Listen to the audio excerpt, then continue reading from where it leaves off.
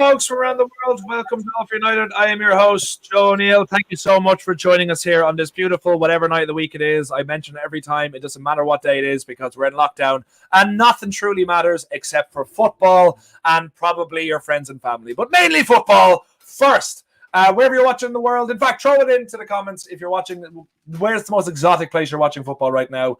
It's probably nowhere, really, because everywhere's closed. But if you're watching somewhere exotic, James is apparently in Brazil watching this, as you can tell by his jersey. I can't imagine any other reason to wear that on a Manchester United football show, but we'll get to him and we'll find out his reasonings very soon. But also, when I go to my next close-up, don't be surprised if we come back and James is just topless after realising why he's wearing the jersey. But yeah, wherever you're watching, please come over, give a like on this video on YouTube. Stewart's in Ironbridge. I don't know where that is, but it's a cool-sounding place. Watching from Skegness. I don't know where it is, Jamie, but that's also very cool. This is a lot nicer. Like Ironbridge is cool. Skegness is cool, wherever the hell that is. I'm from Naas. That's Naas. That's it. Do you know, it's nothing too exciting or exhilarating about that. But like I said, please give a like to this video. Help us get to 25 likes on this video. And once we get to 25 likes, I'll be asking a question. The first 5 people to answer that question correctly will be put into a draw for Football Town apparel. And X is next to Salford. That's to our resident geography master directly below me. Thank you very much, Callum. And Stewart it's in Lincolnshire. Oh, even more precise, even nicer. Very, very nice. Actually, Virginia, sadly. I don't know if that's Hannah, if that's you're saying you're in Virginia and you're sad, or you're sad that you're in Virginia. Either way, it's both right, I guess. But we'll get into you in a second. Anyway, and you can explain that one as much as you want. But wherever you're watching, please give a like in this video. We'll be discussing Cavani, Pogba, and Van de Beek tonight. Pogba looks like they're all on their way back from injury. Pogba looks like he will be back for the Milan game. The rest coming not too long afterwards, which is fantastic because we have struggled. We haven't lost that many games, which is great. Cheers, Dale. Sorry, I got rid of that quickly, but it is great to have you on here, Dale. Thanks so much. But we obviously haven't been playing as good football as we know we can, so it'll be great to have, especially Pogba back. So we'll start with Pogba then, and please leave your thoughts in the comments about how much we've missed Pogba, how do we see him fitting back in, and do you expect him to start or be on the bench playing Milan, what day are we in 2 days time. So get your thoughts in, guys. Can't wait to hear them. And we'll go to you first, Hama. How much have we missed our Paul Pogba? Don't get up and leave. And you're muted. No, I'm good. You hear me now? Yes. All right. Yeah, man, I think we missed Pogba a lot. You know, I think there's certain things that Fred and Scott just don't bring to the team. And if we're going to be sticking to that double pivot, it's something that we're going to need a Pogba in there because unfortunately, he's the only midfielder who's going to play in that deeper line position, who can play the passes that we want to get seen played.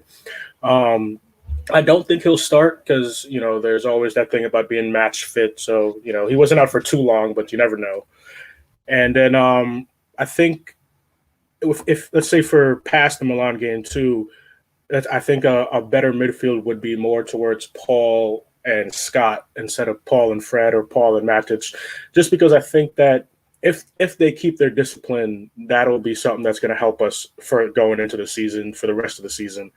But yeah, for the Milan game, I would more expect him coming off the bench.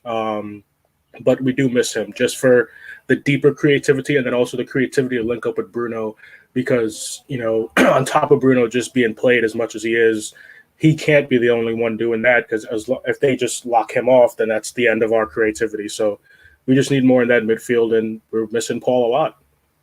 Yeah, absolutely. I think we're going to be feeling the same thing as we go along. Father and Son United are Manchester lack you. I don't know. Is that a saying? Can anyone help me? Am I sounding like an idiot? Stuart, you might know these things. It's supposed to be Manchester la la la. That's my YouTube account, by the way. So, is that your YouTube account? Is it? I missed, I missed the A off the queue, but yeah. That is fantastic. And now I can see it. I can see that so clearly. That is fantastic. So might as well go to you now, Ben. Anyway, how much have you missed Pogba? And how much can you not wait to have him back? Well, I think we really missed him, mate, to be fair. I think in midfield, sometimes you need that calming presence, and I think Pogba brings that calming presence a little bit.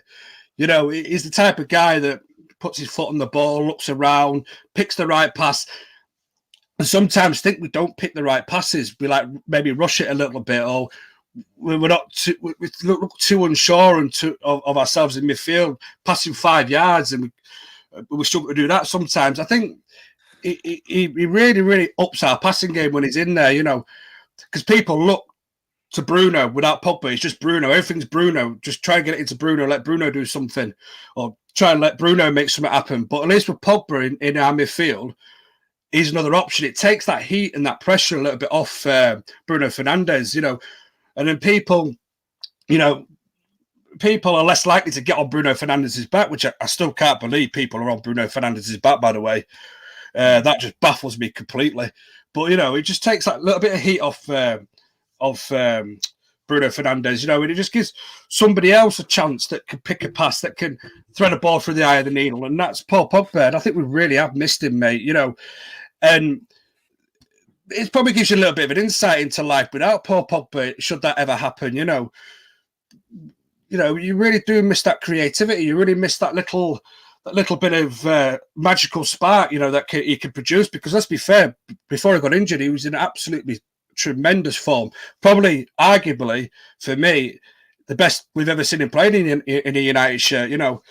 I just think we really miss him. Does he start against Milan? It wouldn't surprise me, I know people are saying he's not match fit and everything, but it wouldn't surprise me if they just drop him in there and go, see what he could do, Paul. But last 15, 20 possibly, I think. But don't be surprised if Ollie just goes and throws him in at the start. Yeah, I think that's every possibility that could happen. Like people always say, if you're fit enough to be on the bench, you're fit enough to play. People saying Van de Beek will leave 100%. He won't. We'll actually be discussing that soon. So stay with us, Jamie, as you always do. We'll get into that. We really need to go for it on Thursday. Absolutely, David. And thanks so much, David, for joining us in the chat. It's always great to have you as well. But Callum, I'll go to you now, my man. How happy are you even to have Pogba? And are we hoping to see a cameo from your girlfriend's son as well in this video, or are we going to just be child free? We don't mind. It was actually quite enjoyable. I kind of took the mundane out of it. So no, he's not here tonight, so he won't be making it. Bring him back. We'll give him his own camera. I'll give him a call. It'd be nice to see Pogba back. I don't think he'll start. I think he'll probably start on the subs bench if he is back fit. I think probably the same for Cavani. I think he'll probably start on the bench. But I think it shows we've been lacking him a lot for a while. I mean, we've obviously struggled to break teams down with Fred and McTominay. I think it shows that's where their ability lacks quite a bit, especially Fred more so than McTominay, I feel. And with Bruno being the only sole creative pinpoint for us at the moment, it'd be nice to see Pogba back to share that workload. But yeah, I think if we're going to stick with that double pivot, like Hammer said, Pogba is going to be vital for that. And whether it's beside Fred, which seemed to be the preferred choice for Solskjaer earlier on in the season, from what I can remember anyway. But I think we do need to go for it on Thursday, depending on how seriously we are taking this competition. My head sort of says Ollie is a little bit like, I don't really think I'm too fussed. It would be nice to go and win it, of course, but I think Ollie probably wants the FA Cup a little bit more than the Europa League. I think Sunday's really. Game. Yeah, I think you tweeted this the other day, and I did get wound up at you. Yes, so much more. I don't know how it offers much more, to be honest. I think the FA Cup's got the prestige so much more than the Europa League does. We've won it already. We've won one FA Cup, I think, in about 17 years. I think 2 FA Cups, in about 17 years. It's not good enough that for Man United. So I prefer us to take a bit more of a shot at that than the Europa League. Stu actually mentioned this on a video the other week, though. I mean, you don't get much better of a game than Man United versus AC Milan. So I think for that sole reason, I'm looking forward to it. And I would like him to probably play Pogba and Fernandes together, and Cavani as well. I just don't think they're back completely 100% fit yet. So I think them two will probably start on the bench. We'll definitely see them. We know Ollie's got a bit of a knack for making late substitutions. So I'd like to see them a little earlier on in the game, especially depending on the result. If we're home and dry, then it might just be worth us, leaving them on the bench and keeping them rested for the weekend. But if it's a tight game, which I think it probably will be, especially over in Italy, it is played in Italy, isn't it? I don't know if it's been It is. No, it's in it. So I think it will be a tight game. But if we are home and dry, I prefer them to be rested and just go for the game against Leicester. But we'll see how it goes. Hopefully we win. But I can't. I think it'll be a tough game. A lot tougher than a lot of people are making out. Anyway. Yeah, I think it'll be tough as well. And Jamie's asking this: what's more important, the FA Cup or the Europa League? It's funny if you ask any of the British members of this, they will say the FA Cup. If you ask anyone outside, they'll say the Europa League. For literally the only reason, I love the FA Cup. Don't get me wrong, I think it's a terrific tournament. But you just get more from the Europa League. You get more prize money, and you get your status goes up for the Champions League draw the next season. You qualify if you don't qualify before, and you get bumped up to either first place or second, wherever you're. I assumed we'd be in pot 2 anyway, just because of the coefficient rankings. I think United's is still quite high anyway, so I think we'd go into pot 2 regardless. I don't know if it puts pot 1, would it? I think it would put us pot 1. I think it bumps up a lot. So okay, I'm unaware of that, but okay, yeah. I'll take your word for it. Don't ever take my word for anything. That's the first mistake you've made tonight. Andrew, coming to you now, my man. How are you feeling about Pogba returning? Do you think he goes straight into the lineup? Do you think he gets rested, or what do you think? I said I'd be surprised if he did start. I think Ollie, depending on how the games go, and say we are having to chase to get goals, then he would throw Pogba in the second half. I mean, it's obvious we've missed him of late, and statistics do show we've missed him more than most. I mean, the injury when he got the injury, it just resulted in our form being patchy as well. And even when we have won recently, we've not been very convincing in our wins. Like on Sunday against West Ham, we needed that own goal to get us all 3 points. I mean, some would say the team would be better off once Pogba goes and all the drama around him, and we can reinvest the money. But it's going to be a tougher ask than anybody thinks. I mean, I'm quickly reading the stat on Pogba. Since the start of the 2016-17 season, he's created 195 chances for United, which is 43 more than any other player. So we are definitely better with him in the side. And if it wasn't clear before, it is certainly clear now. I mean, the midfield duo of McTominay and Fred, they have their advantages, especially when it comes to playing on the counter and as underdogs. But that midfield also has its disadvantage in that it doesn't get us forward as enough. And we just lack the creativity. And sometimes it's just been painfully obvious. Like Sunday, Bruno was having to come deep to get the ball and then having to spray crosses and passes, but he should be further forward. So hopefully Pogba can have an influence on the game and maybe get on the score sheet on Thursday. So we'll have to wait and see. I return to regret allowing you absolute thundering bollockses into this chat. So I'm gonna stop some things right now. Joe's British, right? How about you're gonna find that that's actually correct? Incorrect. Shit. Joe's more British than the Queen. If by Queen you mean Freddie Mercury, Freddie Mercury's from Zanzibar, so he's not British whatsoever. I know that's what you meant. And Joe has a picture of the Queen in a big frame in his front room. Yes, right in front of my dartboard where I use it for practice. So that's that covered up. Thanks very much. Next to Thierry Henry and Declan Rice, as Fred has rightly put. Oh, this just is great. Stuart. Come to you now, my man. Yeah, so Pogba for you, this is a good thing. I think this is probably the first time in a long time that you're very proud of yourself, James, aren't you? This is the first time in a long time that we are starting to kind of realize how important Pogba is to us, because post that Leipzig game, right up to the point he got injured, it was level. He won 3 or 4 games for us against Fulham, against who did he score against us? Scored a few. Leipzig as well. He got us back in the game. There was a couple of games he scored great goals for us and stuff like that. So he's definitely showing his worth. So is it great to have him back, or what are you feeling will be his future? Yeah, I don't think he'll start. I think it's great to have him back around the squad. Great to have him back in the game. I mean, Thursday's game's a 45-minute game for us.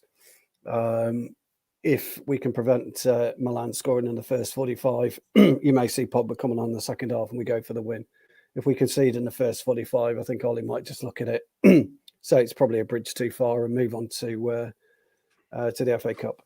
We were all a bit pissed off, weren't we, last Thursday? But actually, in truth, whether we won 1-0 or as the game ended 1-1, our task didn't really change. We've got to score in Milan Thursday. Now, Pogba gives us an increased chance of that. I don't think McFred, and I've spoken about this on many times, so I'm not going to say it again, but they're just not strong enough for us. I think Ben's right. I think Pogba brings that level of intelligence, that level of calmness alongside Fernandes. And it depends who he plays up top, really. Greenwood was decent through the middle, but we've spoken about it before. He's not going to get us the critical, the nasty goals when we need them. But I don't see Cavani starting either. It'll be a very, very interesting tactical first 45 minutes, and that will tell us everything we need to know about what Ollie wants to do for the rest of the season. Yeah. I don't know why you're all being so fucking pessimistic if you don't mind me saying. And thank you, David, by the way. I don't mind them. They're a bunch of bastards. But I don't know why everyone's being so pessimistic about, like, we are good enough to beat Milan, all right? And even if we're 1-0 down, we're still good enough to beat Milan, all right? We're good enough to beat anyone, We have to score 2 goals to kind of give us the best shot possible of going through. But, like, no, because 2 away goals. That's what I'm saying, You're right there, but we'll need 3 on the night because I can see Milan scoring. So we're going to need 3 on the night. Yeah, that's what they were saying. Some of the guys last night were saying that too, that they think we need 3 just to keep it safe in terms of winning it. Well, I don't think there's any reason. I don't think there's any reason why we can't, because Milan, like, we're saying we're focusing on the FA Cup. Milan are focusing on the league. Like, this is the first time in 10 years since they've had an opportunity to win the league, and they're still in their cup competition as well. So I think there's a lot riding on them doing this. This isn't their be-all and end-all. It's not like their season is over. So they have a lot more to risk than you can say we do, because we're just aiming for top 4. They're aiming to win their league. So I don't think it's as easy as, I don't think it's as simple as, we go 1-0 down, it's done. I think this is fighting tooth and nail to the end. And Ollie wants a trophy, and he's not going to give up on a trophy just because we go 1-0 down in 20 minutes. So this is a fight till the end, scratch their eyes out sort of job. And I think we can do it. I think we're like, Serie A isn't what it used to be. They haven't got the fitness. They're not used to quick football. Like, if we get 1 goal in the first 15 minutes, I think we can easily get 2 or 3 more.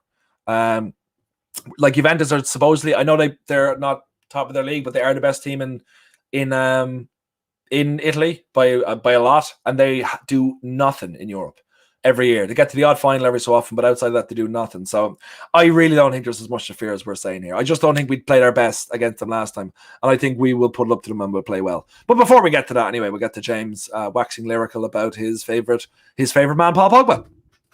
Yeah, I'm excited to see him back. I think he needs to start, and I think I'm optimistic like you, Joe. I think, realistically, our defence kept 10 clean sheets in the last 12 games, so there's a decent chance we're not going to concede on the night, all going well. I don't want to jinx it like I did with the Palace game, but yeah, I think there's goals in this team, especially if Pogba starts. I don't know whether you want to rush Cavani back or not, but Greenwood's, something's going to click with Greenwood soon. You can tell by how he played against West Ham. So, why not Thursday night? I think, I'm like you. I'm confident that we'll go through in a way. Not overconfident because I did that with Palace, but I think I'm like you. I can't really understand the pessimism because, we're on paper we're probably a better team than Milan. Milan are there for the taking. Yes, they've got players back, but they won't be, up to full scratch either. So, yeah, I'm looking forward to it. Our away record speaks for itself as well. Yeah, all being well, we don't lose away, so hopefully that continues. And yeah, I think the goal that Milan scored in the last minute doesn't really make much of a difference. Like you said, I think we're going to need to score anyway. So yeah, I'm looking forward to the game. Yeah, absolutely. Me too. And Skeptic put in, it's great to have you back, Skeptic. Sorry. Juve not the best team in Italy. Look, not on paper because they're not first, but they are the best squad. They've won it, 7 years in a row? They just, Pirlo mightn't be up for the job, but they are the best team. They do nothing in Europe. Napoli take a couple of scalps every year, but they do nothing. Milan haven't been in Champions League in a couple of years. They're not a great squad. And I'm sorry, I've all the love for Zlatan, all the respect in the world for him, but if you have a 39 leading your line, you have issues. We have a 33-year-old leading our line, and we have issues. They're not a great side. They're just not. And I was on a podcast last week with Milan fans, and they hate Milan more. they're not good, and they were like, we should have beaten them, and we should have beaten them. We should have beaten them. That should have been outside. But I take a lot of heart from the West Ham game, because West Ham were, you could say, even enough 11. Our front three weren't in form going into that game. And I felt we were in basically complete control. West Ham didn't really have a shot on target, never really had a threat. Defense was fantastic against what they had. And it might have been an own goal, but it was the most comfortable 1-0 home, 1-0 own goal winning game that I think I've ever seen us play. It should have been 2 or 3 more. So I'm taking a lot of heart from that. And like James said, I thought Greenwood was fantastic and he's coming into his own again. So I'm very optimistic. Saying that now, we'll lose 4-0. But still, optimism, it's a great thing. So we talked about the wonderful Pogba. I feel like I need to talk about probably the next biggest thing in the news, which is Donny van de Beek and his seemingly unhappiness at United. Before I give my thoughts on this, I want to go around. We'll go around the table as we usually do and get your input. So we'll go to you first, Hammer. He said he wanted to leave. Apparently, what are your thoughts on it? I don't believe that. I think it's first of all, it's too soon. Like, I don't think he would ever go somewhere and be like, "No, let me leave after one season and not even try it." You know, I don't think he's that type of professional in terms of just being a professional athlete, right? So I don't think it's true. I think it's some bullshit. And now I do think he's probably not happy with not being able to play as much as he would like to, especially compared to what he was doing in Ajax. But again, I think that goes back down to the formation that we are having to run because of the holes in what we need in the team and the type of players we need in the team. And I've been saying it since he came here, and you know, he got injured now, so he's not playing in the Europa League games. I thought we were going to see more opportunities for him and see a better version of him in the Europa League. But I do think we are going to see a really good version of Donny here. And even if Paul stays, if we sign the right players in terms of that defensive midfielder, that holding midfielder that we all want, who can do that by himself instead of playing 2 players in McFred to make 1 player. We're going to see a lot more opportunities for Donny, and he's going to be paired with people like Paul and Bruno instead of having to try to, you know, where we've seen him play. We've seen him play on the right.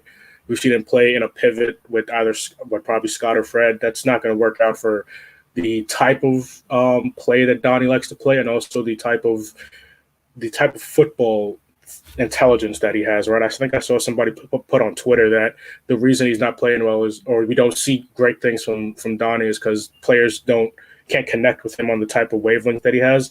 Well, the problem is there's not the way he thinks in terms of his football intelligence. We probably only have 3 other players who can have that type of football intelligence that he does, that's on the field, and 2 of them play in his position. So the other one's Cavani. You know, so we're going to see Donny become good, but it just has to take time, and we have to complete the team.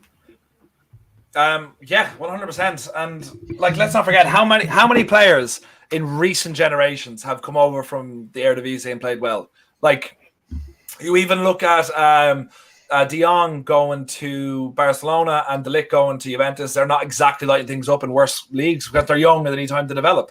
So, like, I think it's absolute shite. I think people defending Van de Beek and saying he's been mistreated are just, I'm sorry for saying it. Well, look, I'll let you guys say it first and then I'll tell you my true feelings. In case I call someone out before they even say anything.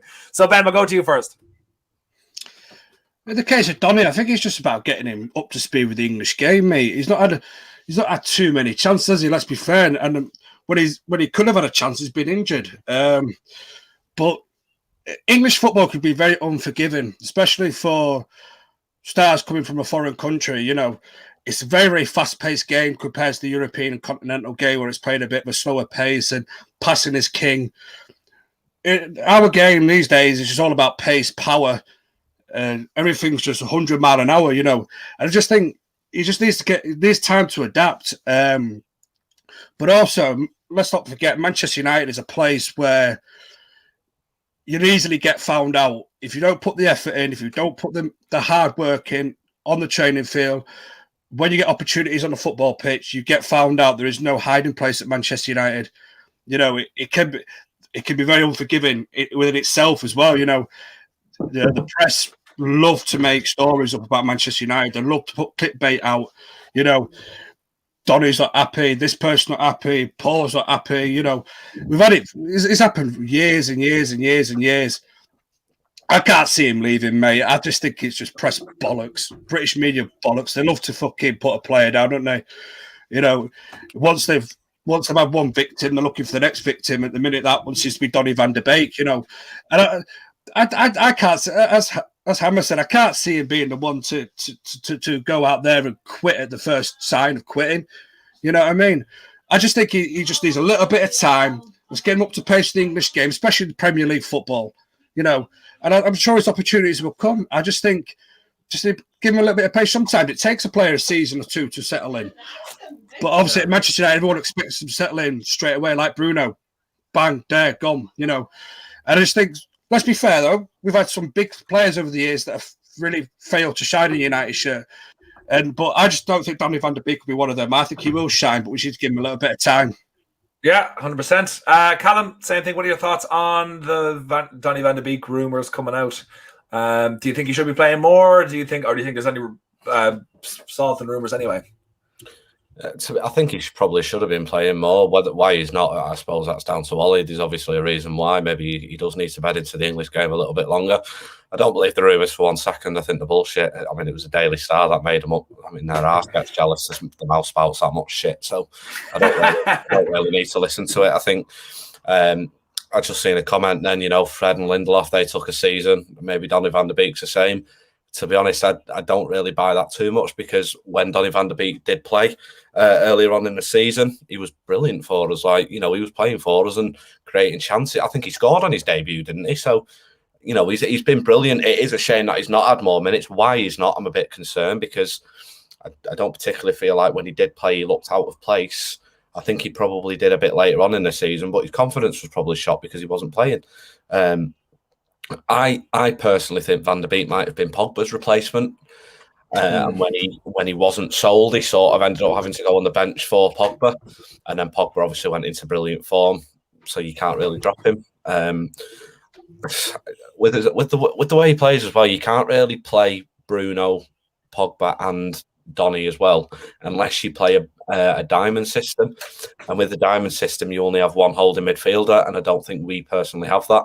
You know, we obviously play the double pivot with McTominay and Fred. I think if we had a strong defensive midfielder, we'd probably look at playing that diamond shape more often. We've seen it a few times with playing three at the back or with attacking wing backs. So I just don't think the personnel's there yet for Donny to shine. I think if Pogba was to leave, he'd slot straight into his position. Brilliant. His footballing brain's brilliant. His forward passing's excellent. So I think if he was to leave, we'd see Donny a lot more. Or if we started playing a diamond a little bit more, which we tended to see when we did play that diamond. Maybe in the summer with a good transfer window, we'll probably see Donny play a lot more. But I think is he not settled? I don't know. I really can't answer, because personally I was really excited when he came and I thought he was going to play every week. The fact that he hasn't was a worry. The fact that he was coming on really late in games, I'm wondering if he's doing something in training that Ollie doesn't trust. I don't know, but hopefully next season he plays a lot more. Yeah, just on that, like, I think that the reason he's coming on late is because I don't think he's adjusting as quickly as they want him to, but I also don't think they're surprised by that. And I think as well that he isn't fit. Someone said that he wasn't playing for months. And what was the thing I was going to say? I can't remember. It was something very clever. Anyway, I'll come back to it. Sorry, go on.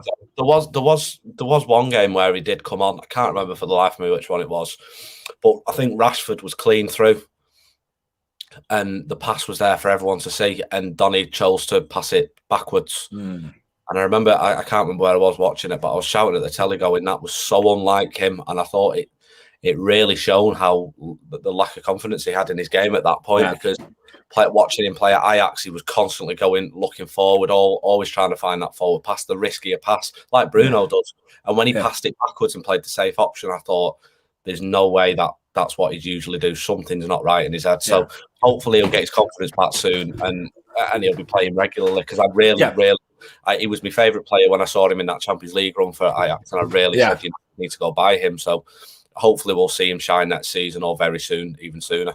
Yeah, I think they will, because like, he's coming from a far weaker league. I know they had a good run in Europe, but that's kind of alien what they usually do. But I think as well, if he wasn't held in high regard, he would have been sent on loan to some European league. Do you know, I think the fact they kept him, and the only reason he hasn't played more is because on loan, but But like if they felt he needed first team football and just get out there, they would have sent him on loan somewhere or done something with him. And I think he would have been playing more if he hadn't got injured the same time Pogba did. So it's just a bit unfortunate too. But I don't think there's anything to the rumours at all. But sorry, Andrew, coming to you now. You've been waiting lovely and patiently. So with Van der Beek, I'm sure he's disappointed with the start he's made to his United career, but I'm sure he also understands that it takes time for most players to adjust to a different, and the Premier League is far superior than the Dutch league. I mean, the injury he's just had has just come at an unfortunate time, because if he had been fit, he probably would have got into the starting lineup with that midfield with Fred and McTominay. I mean, it'd be silly to write him off just after one season. I mean, it's just trying to work out which position is best for him, whether it's the attacking playmaker or the deeper role. It's just, we're not too sure at the moment. I mean, with Bruno Fernandes is occupying the advanced playmaker role, but both of them can coexist together, and it would just require Fernandes just to be a bit more wider on the right, and it would allow Van der Beek to stay more central as the playmaker. Because if you see in games, Rashford will tend to stay wide and they'll like whip a cross in or take a shot from out the box, whereas Van der Beek, he can be there box to box and can just be the one getting onto the end of the crosses or being a route for the passing lanes. And I mean, United have struggled to sustain pressure without creating like overloads in the deeper areas against low blocks, like the game against West Ham where they just sat back and just cut out every avenue. And I just think this is where we often see, like with Fernandes and Martial, sometimes they're having to drop deeper just to get on the ball and try and get the ball through into other areas. So when United are keeping the ball, they've got to start to be more dangerous higher up the pitch. I say with Van der Beek, I liken it a bit to like Fred's first season with us. We all thought, was Fred going to make it as a United player, but second season he kicked on. So I hope Donny doesn't leave. I'd like to see get the best out of him, and hopefully he can work together with Bruno Fernandes, but only time will tell. And 100%. All depends on the transfer window in the summer. If we get a right winger as well. Yeah, I think as well with it is another point is gone from my head. This is so annoying. I had a nap just before I came on, and now every thought I had is just missing somewhere else. It's in a dream world somewhere. But fucking hell. Oh yeah, we didn't. Let's be honest as well. Look, I think I agree with what all of you saying, but going back to what Callum said with that he started well, then his confidence went and stuff like that. He had a couple of good games where he came on. I don't think he ever lit the world on fire. He had a good game against Southampton. He obviously scored when they came on against Palace. But like Istanbul away, he played, he didn't do anything there. And also we were second in the league, and the only reason we kind of dropped so far is because we lost Pogba. Like, I don't imagine him playing more would have pushed us closer to City or played us first. So I don't think there was a need to really push him in when we were doing well. And Hama actually put a comment into the group. Not that one. Before I get to the shoot, I'll just read this one out. This is what he said. Van der Beek said when he signed. He goes, "I will start at 0 again at Man United. That might seem sad, but I love it. If you want to start down the ladder, you can begin to climb up again. It's now up to me to see how high I can reach and see this as a challenge." That's a quote from him when he came to us. So, like, I think he knew what way he was going. I'm sure he hoped he would play a lot more, but just that's the way it goes. We've been doing grand without him. So, Stuart, I'll go to you now. What are your thoughts on this situation? Momentum's key to any footballer. And unfortunately, Donny was a victim of the abandonment of the Dutch league quite early on in the year. And when you look at the comparisons of appearances with Bruno was thrown straight into the first team when he came in. Donny wasn't. Donny hasn't been given that chance to kind of cement a position within the side. I tend to agree with Callum, really. I think if we get a decent holding midfielder, I've said this before again, you can get Pogba, Donny and Bruno playing just behind the attacker. You can get them all in quite comfortably, and we would be a far more fluid side and a far more difficult side to play against, because one thing Donny offers is ball retention. He's better than Bruno with ball retention. He's better than Pogba with ball retention. And we had something similar back in the early 2000s with Juan Saber Veron. He was one of the finest midfielders to play in Europe until he came to Old Trafford. And he really had a problem. And people were saying at the time there was an intelligence level issue with where Veron was playing at compared to. And by the way, he was playing alongside Paul Scholes, don't forget. Ruud van Nistelrooy. He was playing alongside Beckham. But even then, there was a thought process and intelligence difference between the English game and the Italian game. It's agent posturing, for sure. I think his agent's got to come out and say something. I wonder how fit Donny's been, or whether he's kind of, as he's not been playing, he thought to himself, I won't rush myself back. You just don't know what's going on. But as a footballer, he's a fine talent, and we need him. So I kind of with the rest of the lads, really. I think it's a load of bollocks. I think the agent's just trying to earn his money, just to shake it up. So, 100%. Veron was ahead of his time at United. No, he wasn't. Coming to you, James, on the same point to finish stuff on Donny van de Beek. We've spoken about him a lot, but where are you lying on it now? Is this all bullshit? Is he the future? I mean, it'd be very silly to believe a Daily Star exclusive. So I think that's why I'm so confident he'll stay this summer. I think, Ollie's got a plan for him. I've said it for a while. Ollie's got a plan, and Van der Beek will know why he's not in the team. And I think Van der Beek's ego isn't big enough to think, I deserve to be in this team week in, week out. I think he's got that sort of personality where he'll sit in and work for his place in the squad because, why wouldn't he? This is a massive club, and I think he genuinely enjoys being here. You could see that when he joined. Obviously, it's going to be a tough period for him. Change your cultures, change your styles, and everything.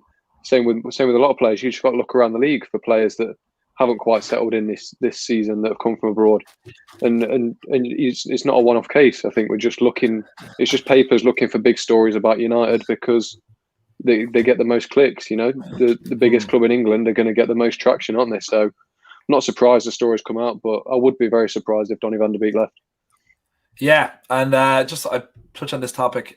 We didn't know how to get the best out of him. That's just skeptic on Veron. I think it's this isn't an attack on you, skeptic, by the way, but I think it's very unfair that we always tend to go, oh, the club didn't use the player properly. Veron was at us for 2 years. Went to Chelsea. The only thing he did there was score against Liverpool in his debut. Did nothing. Then he went on back to Italy with Inter Milan. I think he won a league or two there, but that's when the league was nothing again. So I think it's a fact of he just wasn't, and he was a very intelligent player, but he very much just suited Serie A, didn't suit the Premier League, and just was never going to. We didn't know how to get the best out of him. He didn't know how to adapt, I think is more accurate. I think you can say the same thing about Falcao. How could Falcao, incredible player, wonderful talent, come to United, do nothing? Is that the club's fault? He goes to Chelsea, does nothing. Goes back to Monaco, where everyone thought he'd gone. He has one or two more great seasons because that's his league, that's his level. He was able to do it in La Liga. He was able to do it in France. Couldn't do it in the Premier League consistently. Could do it in the Champions League ever so often, and the Europa League was kind of his league as well because he's just not as good as we all thought he was. So those leagues suit him better. If anyone else has points that they can agree with me on that with other players, I think it just does my head in. That's like I'm not here to constantly defend Solskjaer because I disagree with him a lot. But with people saying that he's doing a disservice to Donny van de Beek, how? Like, you don't know what it's like on the training session. If he's not good enough, like, do you want him to put him out there if he's not good enough and just go on, fail so everyone can see how right I am? I'm going to put a lamb to the swords, which a lot of managers have done in the past. They have done those players to show they're not up to scratch. I'm the one that's right. For the fact he's protecting them, I think it's the signs of a good manager. Anyone if you want to make a point on that? Sorry, Stuart. If anyone make a point, Stuart. Evening, guys. And as Joe's hosting, I think I can safe to assume we've already spoken highly about. Funny enough, Stuart, the two of them have not come up. I thought regular Stuart was going to bring up one of them when he was looking for a CDM, but thank you for braving that. But if anyone wants to make a comment on what Skeptic was saying, absolutely go ahead. But if not, we can just keep going. Just keep going. Just keep going. Okay. Decision made. Sorry, he has another comment. I'll read it out of fairness. That's what I mean. He's a system player. The English game at the time didn't play the way it is now. Now there's a variety more systems. Yeah, but like you said, we failed him. We didn't. We took him in and we wanted to play a sort of football, but he wasn't up to it doing a week in, week out, and that's just kind of it. But thanks for making a point. Sorry, go ahead, Stuart. Yeah, can I just say an answer to that? You can talk about systems all you like. You can only field 11 players, period. Yeah. The end. That's it. You know, yeah. That's it. No more. So that's systems, it. Yeah. Systems are just whatever.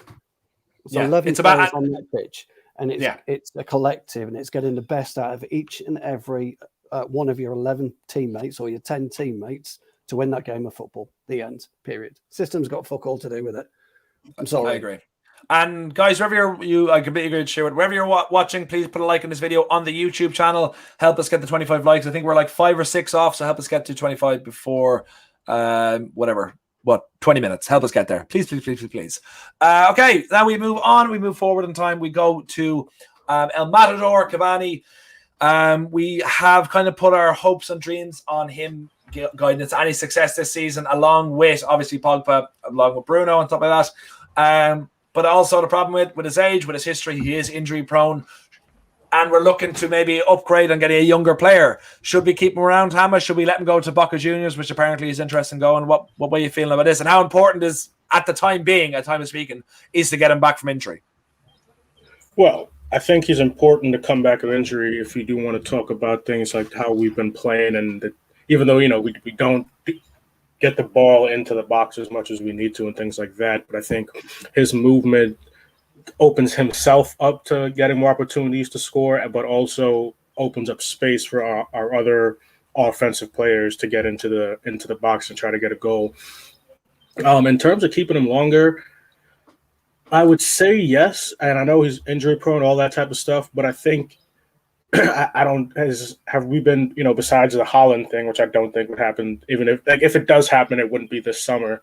Are we talking about any other strikers that people are hearing about that's coming in? And if we're not, then we need to extend him for a season, because then we'll go into the season. Let's say we get Sancho, right? We'll go into the season with Tony, and we're not sure Tony's going to kick on in terms of getting back his form, and a not ready Mason as our striker, as the number 9 option. So that would definitely be an issue. So I think we need to extend him with how the realistic parts of the upcoming transfer window are going to look like. Yeah, 100%. Cool. Ben, going to keep going to you. What are your thoughts on the Cavani situation? It all depends about what's happening in the summer for me. I think he'll stay. I think this Haaland thing, I think it's got everyone a little bit giddy, too giddy for my liking, mate. I just don't believe we're going to spend that much money this summer. I just don't think, when the owners are taking out money to fucking structure the club, mate, I just don't think that money's going to be around this summer for Haaland. I reckon you're probably going to wait till next summer transfer window, like Hammer said. I'd be surprised if it isn't here next season. An experienced striker, the way he moves in that final third, his movement is unreal compared to the other 3 forwards that we have. It is unbelievable. The way he pulls out defenders, the way he makes a little bit of space. I just think I think it'd be stupid to get rid of him without bringing someone of world-class quality coming in. And I don't know, mate. I'm just being a silly old twat, but I just don't feel like we're going to spend that much money this summer. So you probably end up getting Sancho in, but I cannot see a striker coming in. I can't see Haaland coming in. The Boca Juniors thing is where it's going to really test us, because does he want to go and play in South America again?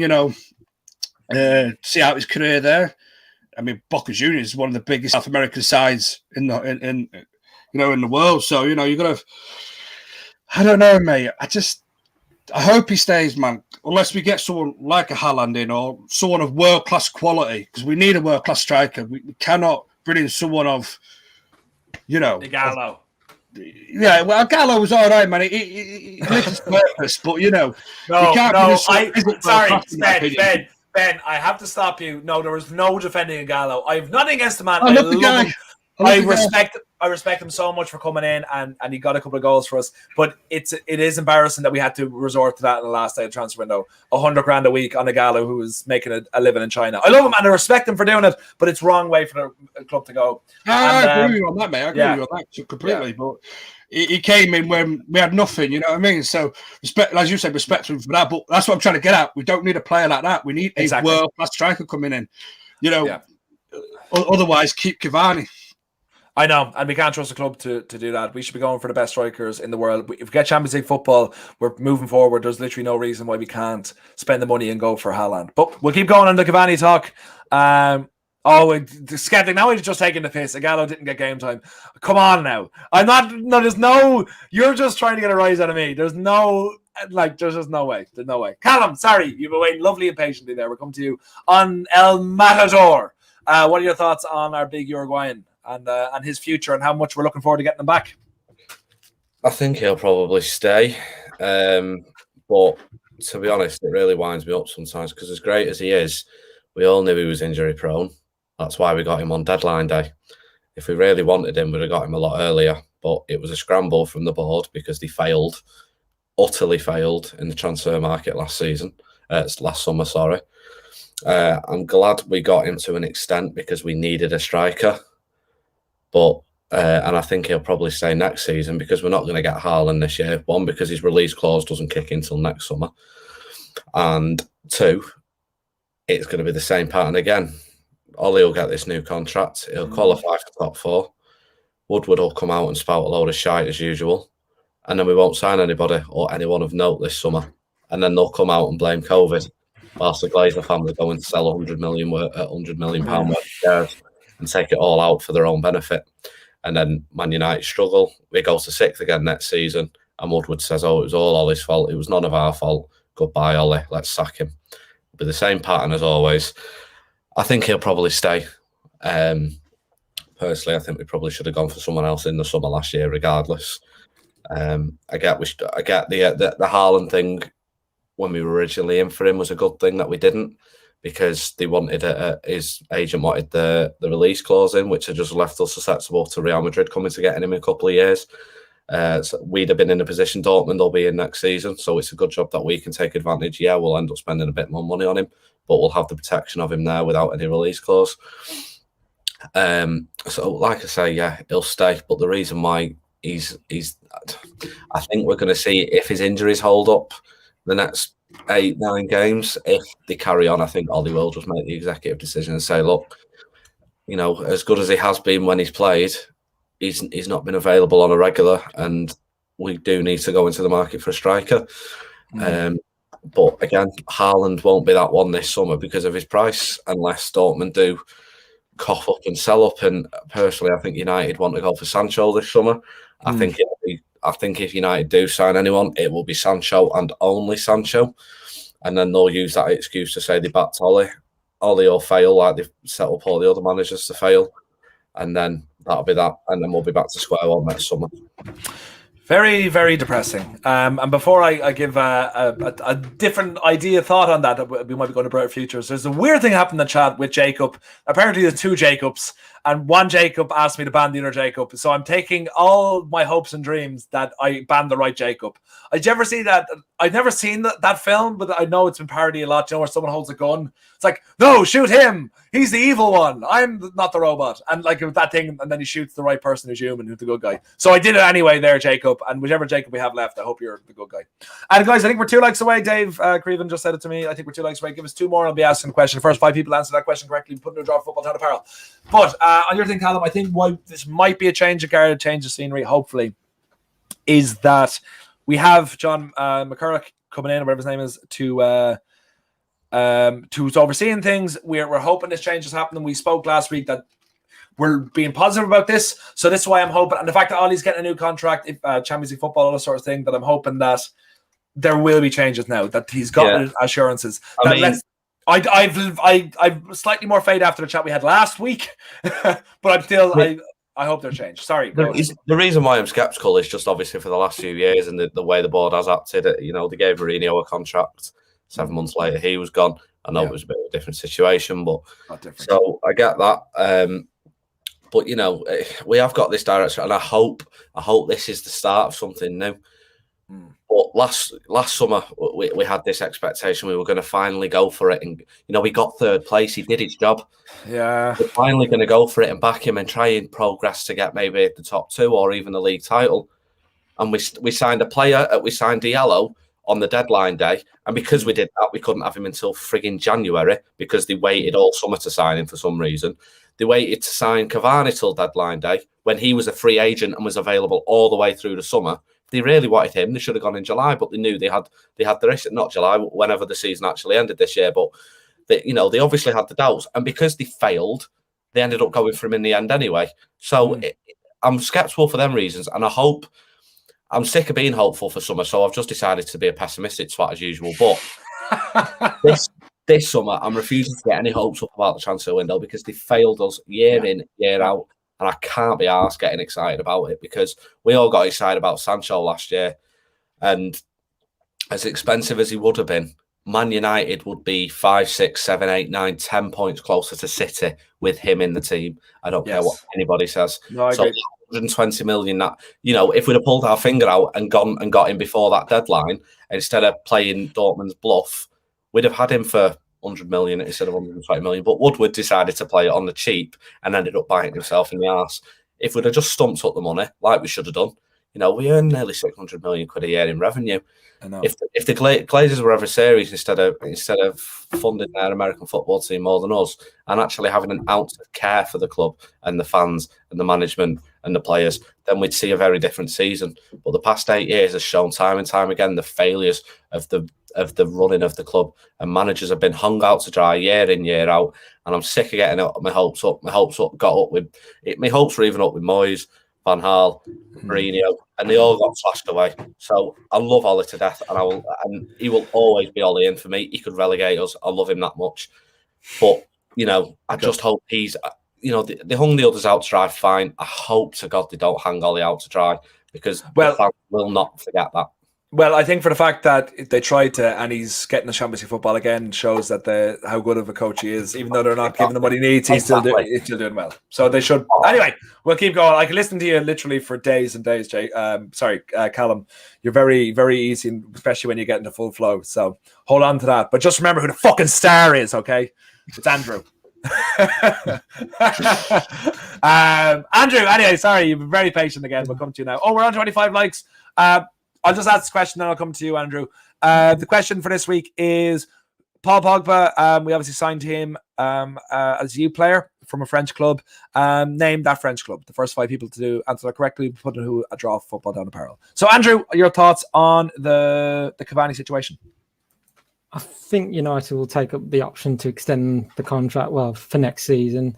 I say the reason why United bought him was because of his extensive playing experience and obviously his ability to influence the younger forwards like Rashford, Greenwood, and even Martial as well. I just think with Cavani, it's great that he's back from his injury because we'll need his experience on there Thursday, whether he starts or comes off the bench, whether we need that important goal. But I say, because Cavani, I liken him to like Zlatan when Zlatan came in.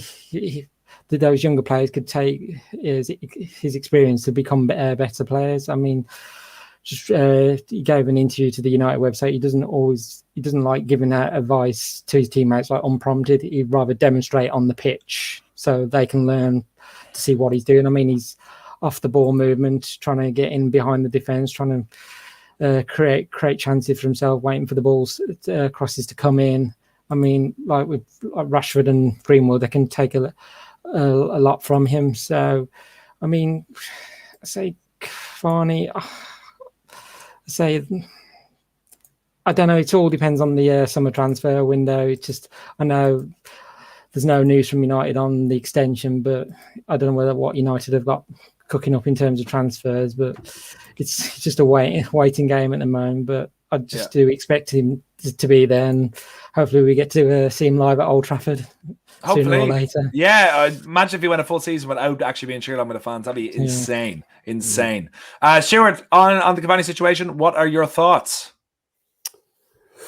Well, you all know what I think about Cavani because I've spoken about him on many occasions being, 2 or 3 seconds ahead of anybody else in the penalty area in sharpness. However, I think he'll be gone in the summer. I don't think he'll be around. I think he will go. And I also think, and I'm perhaps going to go right across against the grain here, I think you'll see Ollie backed quite extensively as well in the summer. Because there's absolutely no reason to appoint a football director and a technical director if you're not going to back them. It's a complete waste of time employing people in positions like that if you're not going to back them. So I do think you'll see some movement in the transfer market. Now, with regards to Haaland, I think the summer, I think he'll be on the move as well. I know his release clause is 65 million or 75 million euro, whatever it is in 2 years' time. But Dortmund's quite a savvy business, and you're going to see Chelsea and City probably offering 100, 108, 110 million. So I think Haaland's stock is now, and I think he'll go. Whether we'll be in that bag, I doubt it very much. So the question is, who do we get up front? Who is world, and I don't like the phrase world class because it gets banded around with no explanation as to what actually world class is. But there's some good, solid strikers out there that'd be probably half the price that Haaland would be. And the other thing you've got to remember about Cavani is he's going to have no residual value for us. There'll be no real sell-on value for us. So he's just a salary. He's been injured 2 or 3 times this season already. And there's times within games that we've missed his guile and his experience. But it's no good if he's sitting, if he's on the injury table. We need him out on the pitch to be a leader. So I'm going to go against the grain. I do think that you'll see the club get backed. Probably not as much as we want them to get backed, but I think you'll see them get back because, as I said to you before, it's an absolute irrelevance of hiring a technical director and a football director if you're not going to allow them to do their job. Yeah. And now you've got to allow them to do it this summer. I will say, Fred has a good comment here. Seward, this board gave Jose a 5-year deal, didn't back him. Fred Delow, Grant that summer. I wouldn't put it past him to fail this summer. But I will say on that, Fred did cost 55 million. Delow cost about 22. Grant was free or whatever. But what do fans want? I'm sorry, you've got to ask the question: what do fans want? Fans are crying out for a director of football. You get delivered one. You're damned if you do, damned if you don't. Look, I'm not a fan of Woodward. I'm not a fan of the Glazers. I'm not. I'm not getting behind them. What I'm saying to you is, potentially Woodward's looked at it and he's maybe gone for the lesser of two evils. Because if he brought in one of the directors of football that we all wanted, and this director of football rocked the boat and he was forced to sack him in 6 to 8 months' time, you're back to square one anyway.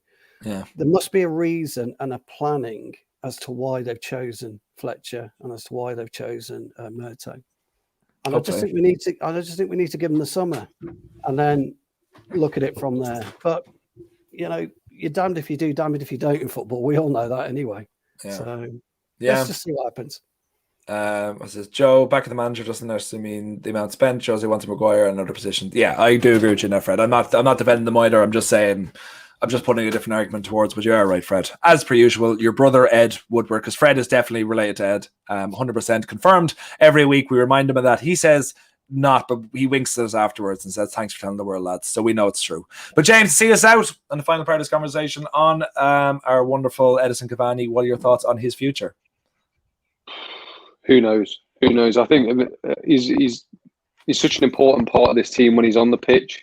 But that doesn't mean he's not replaceable, if you get what I mean. So, the things he offers on that pitch, no other player can offer. But then, you look at his sort of downfall, the amount of big chances he misses and all stuff like that. I think, realistically, it's not the end of the world if he goes. Like, I love him to bits. I think he'll be a cult hero at the club when he does go. Because of, it'll be a Henrik Larsson type of player where he just comes in, does a very good job and then leaves. But yeah, I'm on the same sort of path as everyone else. I think Haaland really would be a quality signing. I think if we don't get Haaland, we move for Sancho or someone to play right wing, shift Greenwood inside. But yeah, Cavani would, if he goes, he goes. I think after there's rumours his dad's quotes were a mistranslation, but if they weren't, then it seems pretty set that he will go. I think there's only so long his legs can carry him as well. And he'll be 35 early into next season, which, you know, it's not old, but it's not young for a player at all. So I think, you know, I'm very easy with it. I think if he stays, I'll be very happy. I love him being at the club, but if he goes and we replace him well, that's the big thing. I'm with Callum in the fact I don't think we'll replace him well, which will be a problem. But if he goes and we replace him well, then you can't complain at that either.